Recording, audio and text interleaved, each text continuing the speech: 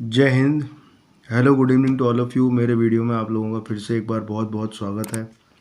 तो अपनी मैथ की क्लास को अपन आगे बढ़ाते हुए फिर से अपन एक नए देश की बात करेंगे। तो आज मैं जो वीडियो लेके आया हूँ आप लोगों के सामने, वो लेके आया हूँ मैं म्यांमार का। आज अपन बात करेंगे नॉर्थ ईस्ट कंट्री म्यांमार की। तो चलिए शुरू करते हैं।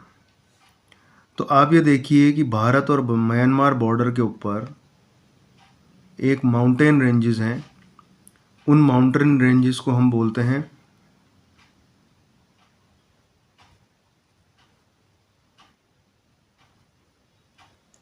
Arakan mountain ranges.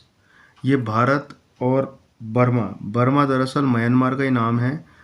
तो इसको पहले बर्मा बुलाया जाता था, अब इसका नाम बदल के म्यांमार कर दिया गया है। तो एग्ज़ाम के अंदर ये अक्सर आता है कि अराकान पर्वत कहाँ है।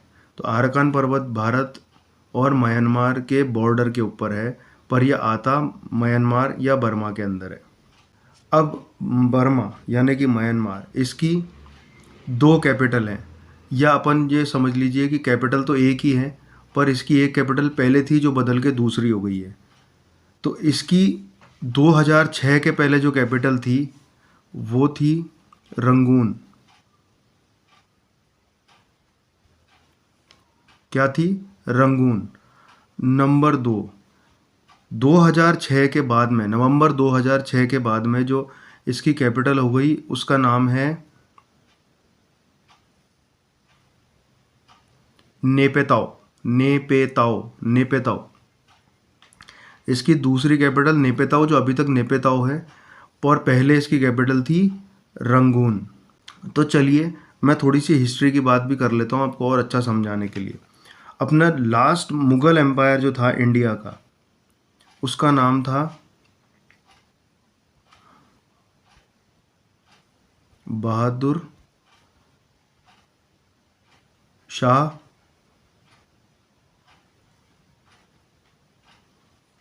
शाह जफ़र। भारत का आखिरी मुग़ल एम्पायर था। अब बहादुर शाह जफ़र ने क्या बोला था कि मैं हिंदुस्तान में मरूंगा और मैं यहीं पे दफनाया जाऊंगा। तो उसने अपने लिए दिल्ली के अंदर एक कब्र बनवाई जिसका नाम उसने रखा हयाती कब्र। हयाती कब्र, उसने उसका नाम रखा हयाती कब्र कि भाई मैं मरूंगा तो मैं इस हयाती कब्र के अंदर ही दफनाया जाऊंगा। पर हुआ क्या कि 1857 की जो क्रांति हुई थी उसके अंदर अंग्रेज़ लोग बहादुर शाह जफ़र को दिल्ली से लेके आ गए म्यांमार। दिल्ली से कहाँ ले आए उसको? म्यांमार। और वहाँ पर क्या हुआ, 1862 के अंदर बहादुर शाह जफ़र की डेथ हो गई और उसको म्यांमार के अंदर ही दफनाया गया। तो ये जो हयाती कब्र है ना, हयाती कब्र, ये खाली पड़ी है, बिल्कुल खाली। खाली लोग देखने आते हैं और कुछ भी नहीं है। किसी को अपना रजिस्ट्रेशन करवाना हो तो करवा लेना, खाली पड़ी है। खैर, to be on a lighter note, ये एक जोक था। तो बहादुर शाह जफ़र की मौत हुई म्यांमार के अंदर। पहले बर्मा जो था ना वो भारत का ही हिस्सा था, और भारत से अंग्रेज़ों ने 1935 अधिनियम के तहत 1935 अधिनियम के तहत इसको एक अलग कंट्री बना दिया। बर्मा को अलग कंट्री बना दिया। ये एक अखंड भारत का ही हिस्सा हुआ करता था। अब आप ये देखिए कि यहाँ पर दरअसल दो प्रमुख नदियाँ हैं। दो प्रमुख नदियाँ कौन सी है? एक तो ये है और एक ये है। इसका नाम है इरावती,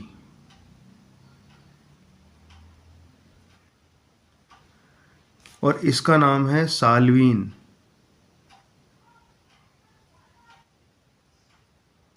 इरावती और साल्वीन ये दो यहाँ की प्रमुख नदियाँ हैं, बहुत मेजर और इम्पोर्टेंट नदियाँ हैं। एग्ज़ाम के अंदर भी पूछा जाता है कि म्यांमार की जो बड़े आईपीएससी यूपीएससी के एग्ज़ाम है उसमें भी पूछा जाता है कि भैया इसकी दो प्रमुख नदियाँ कौन सी है। तो एक है इरावती, एक है साल्वीन। अब इसके अंदर एक चीज़ और आती है कि वो ये भी पूछा जाता है कि भैया इरावती और साल्वीन के बीच में पड़ने वाले पठार को क्या कहा जाता है। ये आपकी इरावती है और ये आपकी साल्वीन है। यहाँ पर जो पठार है, या जिसको हम प्लेटो भी कहते हैं इंग्लिश के अंदर, उसको बोलते हैं हम सान का पठार। सान का पठार एग्ज़ाम के अंदर हमेशा आता है कि इरावती और साल्विन के बीच में जो पठार है उसका नाम क्या है? उसका नाम है सान का पठार। सान का पठार, सान का पठार। यूपीएससी के कई एग्जामों में कई बार क्या इस तरीके से ही पूछा जा सकता है, पूछा जा भी चुका है। उसके अंदर ये पूछा है कि यहाँ पर एक नदी बना दी और इंडिया का खाली यहाँ तक का हिस्सा दिखा दिया और एक नदी बना दी। अब पूछा कि इस नदी का नाम बताइए, इसका नेम बताओ। तो इसका नेम है इरावती। तो इस तरीके घुमा फिरा के पूछते हैं, होता यही है। सबसे इम्पोर्टेंट यहाँ पर जो चीज़ है ना वो है स्वाडीन पगोड़ा।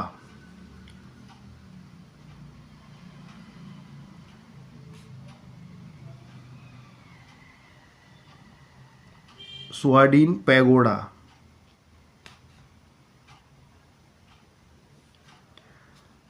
स्वाडीन पैगोडा बहुत फेमस पैगोडा है यहाँ का। अब पैगोडा होता क्या है ये मैं आप लोगों को बताता हूँ।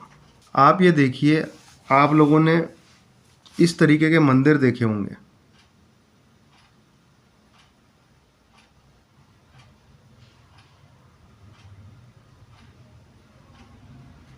इस तरीके के मंदिर देखे होंगे आपने। ये बुद्धिस्टों के मंदिर होते हैं, मठ होते हैं ये, ठीक है।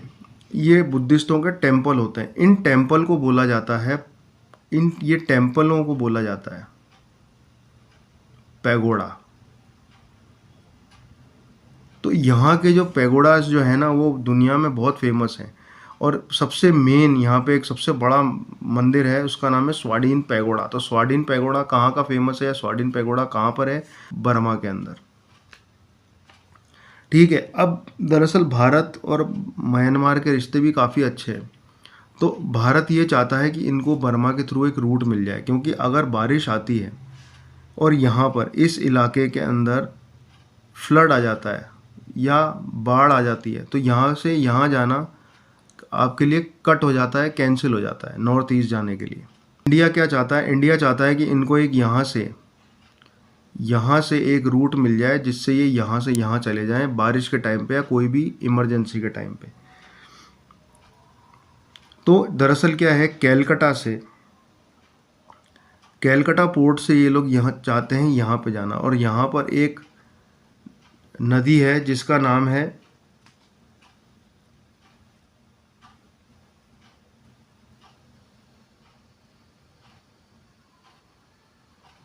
कालादान रिवर। ये कालादान रिवर यहाँ से ऊपर की साइड में जाती है।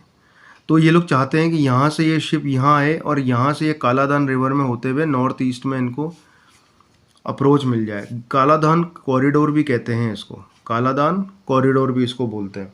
पर अभी जो ये रिवर है ना ये है आर्मी के हाथ में, तो इसके ऊपर अभी बात चल रही है। काफ़ी हद तक ये प्रोजेक्ट पूरा होने में भी है, पर अभी कुछ थोड़ा बहुत अड़ंगा है। अगर ये प्रोजेक्ट पूरा हो जाएगा तो इंडिया को एक और रूट मिल जाएगा इसके नॉर्थ ईस्ट के अंदर जाने के लिए, या वहाँ की कोई भी गतिविधि करनी होगी तो उसको सिलीगुड़ी कॉरिडोर के अलावा दूसरा भी जगह मिल जाएगी। अब बात करते हैं अपन थाईलैंड की। तो थाईलैंड है ना वो ये है, देखो थाईलैंड को